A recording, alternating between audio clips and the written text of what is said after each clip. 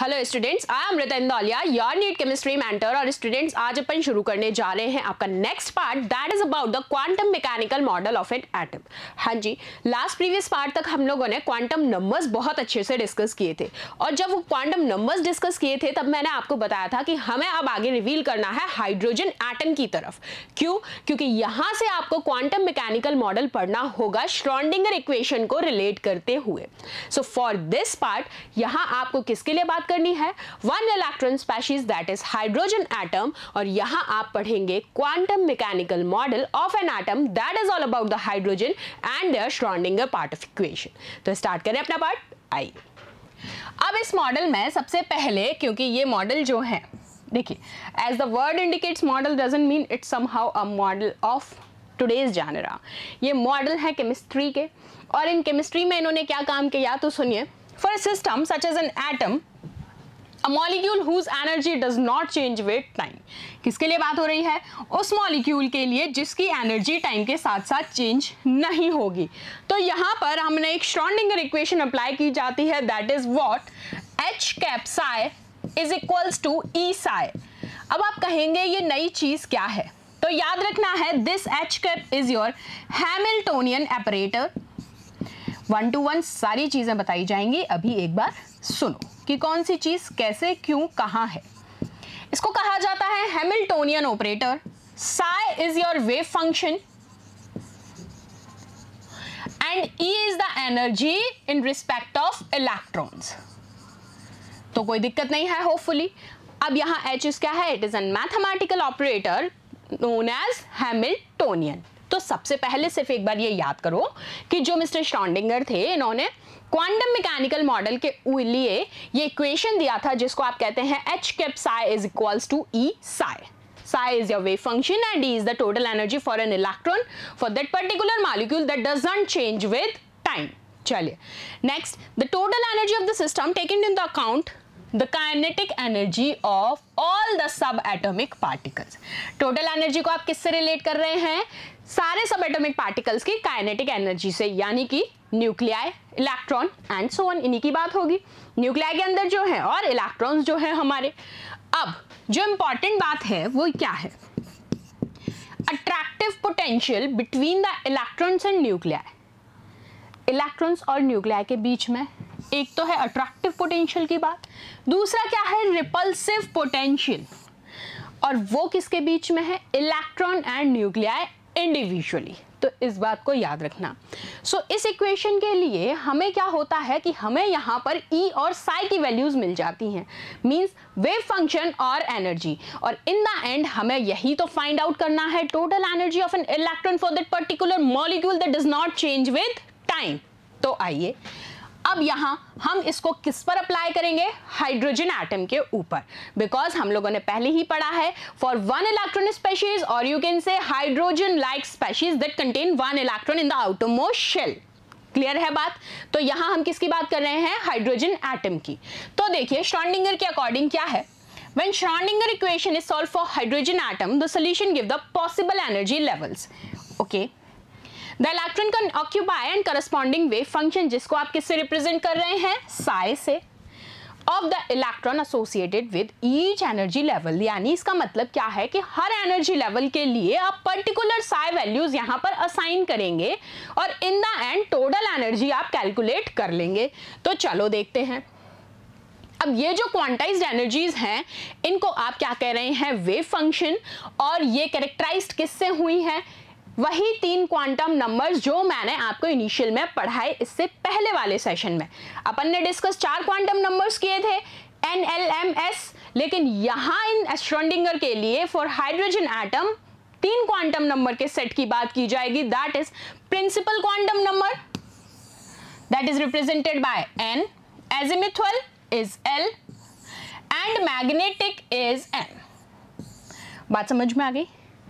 चलिए ये चीज़ हमने यहाँ क्लियर कर ली। तो अब एक बार इक्वेशन को भी हम डिस्कस करेंगे, लेकिन एक बार पहले थ्योरी को टच कर लेते हैं। When an electron is in any energy state, the wave function corresponding to that energy state contains all the information। ये बात देखिए ना, इस थ्योरी का मतलब क्या है कि भाई एक बात बताओ, अगर कोई इलेक्ट्रॉन है किसी भी एनर्जी स्टेट का और उसका वेव फंक्शन जो है वो भी सेम एनर्जी स्टेट का है, तो क्या दोनों के पास इक्वल अमाउंट ऑफ इंफॉर्मेशन होगा for that particular molecular orbit और सब शेल? बिल्कुल बात सही है। मैं इस कमरे में हूँ, मैं इस स्टूडियो में हूँ, मैं अगर यहाँ पर अभी अकेले हूँ तो मुझे अभी यहाँ की सारी नॉलेज है, सारी इन्फॉर्मेशन है कि भाई ये कहाँ है, ये कहाँ है, ये कहाँ है, होगी या नहीं? सेम यही इलेक्ट्रॉन और वेव फंक्शन कर रहे हैं बस। The wave function is an mathematical function whose value depends on the coordinate set. ठीक है, और इसके ऊपर कोई फिजिकल मीनिंग हमें अप्लाई नहीं करना है। सच वेव फंक्शंस ऑफ हाइड्रोजन और हाइड्रोजन लाइक स्पेशीज, यही कहा हमने, या फिर आप कह लीजिए वन इलेक्ट्रॉन के लिए, इन सबको क्या कहा जाएगा? Atomic orbitals. ये बात तो बार बार रिपीट हो रही है। चलो अब श्रोडिंगर वेव इक्वेशन ही देख लेते हैं कि भाई आखिर ये अप्लाई कैसे होगी। तो जनरल वेव इक्वेशन तो क्या होती है? y is equals to a sin omega t। अब यहाँ y आपका क्या है? Displacement, a is your amplitude and t is your time. लेकिन हमने कहा कि हमें तीनों क्वांटम नंबर सेट्स को अप्लाई करते हुए एनर्जी निकालना है। तो आ जाइए, अब डेवलप्ड श्रोडिंगर इक्वेशन हम यहाँ यूज करेंगे इस मॉडल के लिए। तो आपने कहा it is totally based on the particle and wave nature of light, और यहाँ लाइट ना लेके हम किसकी बात कर रहे हैं? इलेक्ट्रॉन की, लेकिन फिर भी पार्टिकल और वेव नेचर दोनों की ही बात होगी, इसलिए इसको कहा गया wave mechanical model of an atom. अब इस वेव मैकेनिकल से मतलब क्या है? यह आपको कैसा लगेगा कि जो इलेक्ट्रॉन का मोशन है न्यूक्लियस के अराउंड, वो एक राउंड मोशन है और इलेक्ट्रॉन न्यूक्लियस के अराउंड सर्कुलर ऑर्बिट में ही घूमता रहता है। ये बोर ने कहा था, लेकिन कल आपको एक और जनाब बताए थे मिस्टर सोमरफील्ड, उन्होंने क्या कहा था? भाई रुक जा, सिर्फ सर्कुलर ऑर्बिट में ही नहीं घूमता है, वो इलिप्टिकल ऑर्बिट्स में भी रोटेट करता है। उन दोनों की बात को गौर करते हुए श्रोडिंगर जी ने कहा कि मैं तो चाहता हूं कि मैंने न्यूक्लियस से इलेक्ट्रॉन को ऐसे खींचा तो इलेक्ट्रॉन किसी भी शेप में असेंबल हो रहा है, मैं जिस डायरेक्शन में इसको घुमाना चाहूं मैं इलेक्ट्रॉन को घुमा सकता हूं। यह किसने कहा? श्रोडिंगर ने। इन द एंड इन्होंने एक फेनोमेनन दिया, और वो फेनोमेनन क्या था कि electron is like a stretchable elastic for me, जिसको मैं किसी भी डायरेक्शन में न्यूक्लियस के अराउंड घुमा सकता हूं। तो ये देखिए, the motion of electron around nucleus is a round motion, but it may be considered to be analogous to the standing waves. कैसे कहा? स्टैंडिंग वेव्स के फॉर्म में सी। इन्होंने यहां से इलेक्ट्रॉन को पकड़ा, दिस, ये घुमा लिया, ये किसने बताया इसको? श्रोडिंगर जी ने। और इन्होंने कहा ये जो इनका कनेक्टिव पॉइंट है, ये जो कनेक्टिव पॉइंट्स हैं, इनको इन्होंने क्या कहा? नोड्स। बात समझ में आई? अब नोड्स और ऑर्बिटल के अंदर डिफरेंस क्या है? ये भी बहुत इंपॉर्टेंट चीज है। अगर पूछा जा रहा है ऑर्बिटल, तो याद रखना है ऑर्बिटल इज दैट पार्ट जहां पर मैक्सिमम नंबर ऑफ इलेक्ट्रॉन्स मिलने की पॉसिबिलिटीज होती हैं। बात समझ में आ रही है? अगर ऑर्बिटल पूछा जाता है तो maximum possibility of finding an electron, समझ रहे हो? चलो, लेकिन अगर पूछ लिया गया नोड्स कि भाई ऑर्बिटल तो ठीक है इलेक्ट्रॉन मिलेंगे, लेकिन नोड क्या है, तो कंफ्यूज नहीं होना है। यहां पर कभी भी इलेक्ट्रॉन वाला स्पेस नहीं होता है, नो इलेक्ट्रॉन्स फाउंड। ये क्या होता है? इट्स अ प्लेन रीजन और प्लेस, नो इलेक्ट्रॉन्स फाउंड। तो आप ये देखिए, ये यहां पर क्या है? यहां पर इलेक्ट्रॉन थोड़ी है, ये तो यहां इनकी कनेक्टिविटी पॉइंट है। तो वो कनेक्टिविटी पॉइंट या फिर प्लेस या फिर रीजन या प्लेन, कुछ भी कह लीजिए, that is node, but no electron is found at the node. ये लीजिए, बात समझ में आ गई? इसको इन शॉर्ट कहा which are generated by plucking the stretched ring. इन्होंने इसको खींचा। क्लियर है? चलिए, so the amplitude of the standing wave is independent of time। क्या कहा गया? कि जो एम्पलीट्यूड है वो इंडिपेंडेंट होगा किसके? टाइम के, और फंक्शन होगा डिस्टेंस का। From one fix and. Clear है ये बात? चलो अब श्रोडिंगर वेव इक्वेशन भी एक बार देख लेते हैं। वैसे आपके सिलेबस में श्रोडिंगर का डेरिवेशन पार्ट नहीं है, आपको सिर्फ इतना ही समझना था जितना मैंने अभी बताया कि यहाँ आपको एनर्जी मिलता है और साई की वैल्यूज आप कैलकुलेट कर पाते हैं। लेकिन फिर भी समझने के लिए, क्योंकि ये वैल्यू कहाँ से आई, एक बार के लिए हम श्रोडिंगर आपको ड्राइव करके समझाते हैं। सो समझिए उस चीज़ को। समझने के लिए है, एग्जाम में कोई पार्ट नहीं है, डायरेक्ट फॉर्मुलेशन है तो डायरेक्ट फॉर्मुलेशन भी लर्न कर लेना जैसा तुम्हारा मन करे। लेकिन फिर भी समझना चाहते हो तो समझ सकते हो, मैं समझा रही हूं, सुनो। आप इसको कैसे रिप्रेजेंट करेंगे? Del square psi upon del X square Y square Z square, तीनों एक्सिस के रिस्पेक्ट में। आप तीनों एक्सिस लिख लीजिए, X axis, Y axis and Z axis. क्योंकि आपको पता है जब आप शेप ऑफ ऑर्बिटल्स की बात करेंगे तो एसपीडीएफ की तरफ जाएंगे, लेकिन वो कब असाइन होंगे? जब आप एक्सिस से जनरेट कर रहे हैं लोब्स। तो उन लोब्स के अकॉर्डिंग आपने एक्सिस असाइन किया और आपने कहा that the value is for overall formulation is what? Del square psi upon del x square plus upon y square plus upon z square whole over with plus 8 pi square m upon h square e minus v psi। ये बात याद रखना। अब अगर इनकी formulation पूछ ली जाए तो याद रखना है psi is amplitude of a wave function। Psi is what? It is an amplitude of an electron wave, or you can say wave function. M is the mass of an electron, E is total energy and V is the potential energy. Here V is not in velocity, here V is in potential energy। तो ठीक है, ये बात समझ में आई। हम लोगों ने क्या कहा? हमने होल ओवर एक्सिस के अकॉर्डिंग इन चीजों को असाइन कर लिया, del X square, Y square, Z square. Whole over formulation लिखी है हम लोगों ने अभी श्रोडिंगर की। Here Y not Y, it's psi। The representation is psi। आप y ऐसे लिखते हैं, उसी y में आपने बीच में बना दिया लाइक शिव जी का त्रिशूल type of symbol is amplitude, m is mass, e is total energy and v is the potential energy, not the what? velocity। चलो अब देखो, अब आप इसको एक फॉर्म में और लिख सकते हैं। आप इसको होल ओवर ऐसे रिप्रेजेंट कर सकते हैं, whole del not square psi is equal plus 8 pi square m upon h square. वही बात है, आपने ओवरऑल रिप्रेजेंट कर दिया किसको? तीनों एक्सिस को, x, y और z। तीनों एक्सिस आपने होल ओवर से एक साथ असाइन कर दी। इसको क्या कहा जाता है यहाँ पर? That is your Laplacian operator. क्या कहा जाता है? Laplacian operator. क्योंकि एग्जाम में वैसे आपका ये श्रोडिंगर का डेरिवेशन पार्ट नहीं है, but still you have to know about all the things. एक था हैमिल्टोनियन ऑपरेटर और ये दूसरा है लैप्लेशियन ऑपरेटर। हैमिल्टोनियन का रिप्रेजेंटेशन था h कैप और लैप्लेशियन का रिप्रेजेंटेशन है दिस। उल्टा डेल बनाओ और उसके ऊपर स्क्वायर लगा दो, और ये क्या रिप्रेजेंट कर रहा है? तीनों फॉर्म, एक्स एक्सिस की, वाई एक्सिस की और जेड एक्सिस की, तीनों का ऑल ओवर सम है ये। चलिए तो हम होल ओवर फॉर्मुलेशन निकाल लें, यहां से पुट कर दो इसको। आपने लिखा h square upon 8 pi square m this plus e minus v जो था, क्योंकि आपने जस्ट क्या किया, रीअरेंज, तो क्या हो गया? Plus psi is equals to 0। यहां से आप इसको और फर्दर फॉर्मुलेट कर लो। आपने ई साई को इधर निकाल दिया, वी इधर आ गया, जस्ट अरेंजमेंट, रीअरेंजमेंट है। तो देखिए अभी हम लोगों ने पूरी श्रोडिंगर को भी अच्छे से देख लिया।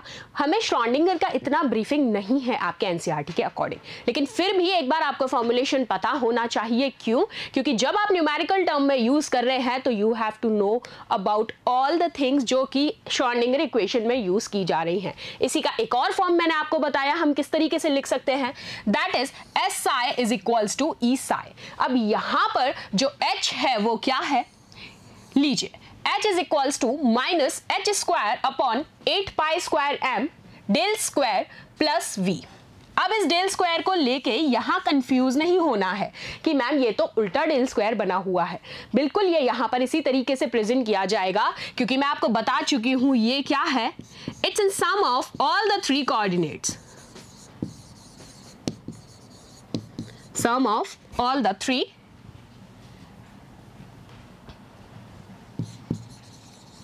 कोऑर्डिनेट्स। और कौन कौन से कोऑर्डिनेट्स हैं वो? x, y and z। तो ये हमें पता है, इस तरीके से इसको लिखते हैं। और एक और चीज यहां जो कंफ्यूज नहीं होता है, नहीं होना है आपको specially, that v is not in volume, it's in potential difference over है। क्या कहते हैं आप इसको? ये कहा जाता है हैमिल्टोनियन ऑपरेटर। तो याद रखेंगे हम ये सारी वैल्यूज। फिर सुन लीजिए, h is equals to minus H square upon 8 pi square m del square plus v। जहां आप मेजरली कंफ्यूज होते हैं वो या तो ये होता है आपका या फिर होता है ये। तो ये दोनों चीज़ भी हमने अच्छे से देख ली और समझ ली, तो कंफ्यूज होने की तो 1% भी ज़रूरत है नहीं। श्रोडिंगर की मच इन ब्रीफिंग हमें पूरी की पूरी उसकी एलैबोरेशन आगे जाके नहीं पढ़नी है। अलग अलग जो अपन कार्टेशियन कोऑर्डिनेट्स में पढ़ते हैं वो पार्ट हमारे यहाँ पर नहीं है एनसीईआरटी के सिलेबस के अकॉर्डिंग। सिर्फ हमारा इतना ही पार्ट था जो हम लोगों ने आपके साथ डिस्कस किया है। साथ साथ इसके न्यूमेरिकल हैंड में हम इन फॉर्मूले पे बेस्ड क्वेश्चंस भी करेंगे, तो आपको और ज़्यादा क्विक आइडिया मिलेगा कि how to use this equation in an numerical. Clear है? तो चलिए नेक्स्ट चलते हैं। अब कुछ इंपॉर्टेंट फीचर्स देख लेते हैं क्वांटम मैकेनिकल मॉडल के। तो पहला फीचर क्या है, एनर्जी ऑफ इलेक्ट्रॉन जो होगी वो क्या होगी, क्वांटाइज्ड होगी, मतलब can have only certain specific values, पहला पॉइंट। दूसरा, both the exact position and exact velocity,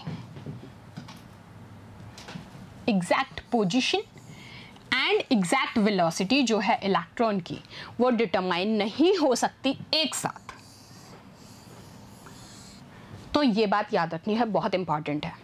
बिल्कुल थ्योरी में भी पूछा जाता है, हमेशा ज़रूरी नहीं कि न्यूमेरिकल का चैप्टर है तो न्यूमेरिकल चीज़ पूछी जाएंगी, नहीं, थ्योरेटिकल एस्पेक्ट्स भी वहाँ से आते हैं, क्योंकि एग्जामिनर का जो माइंड लेवल होता है वो यही होता है कि बच्चों को पता है इस सेशन में से तो न्यूमेरिकल ज़्यादा आएंगे, लेकिन फिर भी वो छेड़ने के लिए एक आधा थ्योरी का पार्ट डाल देता है। तो याद रखना कि यहाँ आप कभी भी दोनों को एक साथ, एग्जैक्ट पोजिशन और एग्जैक्ट वेलोसिटी एक साथ नहीं सॉल्व कर सकते। इसको क्या कहा था हमने, हाइजेनबर्ग अनसर्टेनिटी प्रिंसिपल, याद होगा कल पढ़ाया था। डेल एक्स और डेल वी के रिस्पेक्ट में, मोमेंटम और पोजीशन के रिस्पेक्ट में बात की थी, डेल एक्स और डेल पी के रिस्पेक्ट में, याद आ गया, पोजीशन और मोमेंटम। अनसर्टेनिटी, जब मैंने एग्जांपल भी दिया था कि मैं कहाँ मिलूंगी, मिशन ज्ञान या मेरे घर, लेकिन तुम्हें कंफर्म थोड़ी पता है मैम किस टाइम कहाँ मिलेंगी, बात समझ में आई। So the path of an electron in an atom therefore can never be determined और नोन एक्यूरेटली, नहीं पता। थर्ड पॉइंट क्या है, an atomic orbital is the wave function, atomic orbital क्या है, वेव फंक्शन साई है किसी भी इलेक्ट्रॉन का। Next, the probability of finding an electron at a point with an atom is proportional to the square. अब आप क्या कह रहे हैं कि भाई अनसर्टेन तो है लेकिन प्रोबेबिलिटी तो है, चांसेस तो हैं, लेकिन वो प्रोबेबिलिटी क्या है, प्रोपोर्शनल है किसके, साई स्क्वायर के, और वो साई स्क्वायर क्या है, वेव फंक्शन का square. At that point, psi square is known as probability density and is always positive. ये लाइन है important. As it is लिख के दे देगा एग्जामिनर, बस क्या गायब कर देगा, साई स्क्वायर को, या फिर साई स्क्वायर लिख के दे देगा और पूछ लेगा इसे क्या कहा जाता है। तो याद रखना प्रोबेबिलिटी डेंसिटी और कैसी होती है, हमेशा positive. Sai square is never be negative. Clear है? चलो, from the values of psi square at different positions within atom, it is possible to predict the region around the nucleus where electron will most probably be found. Exact तो अभी भी नहीं पता कर पाएगा, probabilities हैं, इसकी वजह से आप थोड़ा बहुत असाइन कर सकते हैं, इट्स एन थियोरेटिकल एस्पेक्ट। सो यहाँ आपका ये श्रोडिंगर यानी कि क्वांटम मैकेनिकल मॉडल भी हो जाता है समाप्त। हमने सिर्फ एक टॉपिक लिया था, ये छोटा सेशन भले था लेकिन इम्पॉर्टेंट बहुत था, तो प्लीज़ इसको अच्छे से देख लेना, चेक कर लेना, रिवाइज कर लेना। इससे ज़्यादा मैं तुमसे क्या कहूँ, नोट्स अब तुम खुद बनाने लग गए हो, फ्लो चार्ट्स तो मैं बनाना आ गया है। तो नेक्स्ट सेशन में मिलेंगे नए पार्ट के साथ, तब तक चुपचाप करके पढ़ाई कर लो। Thank you so much.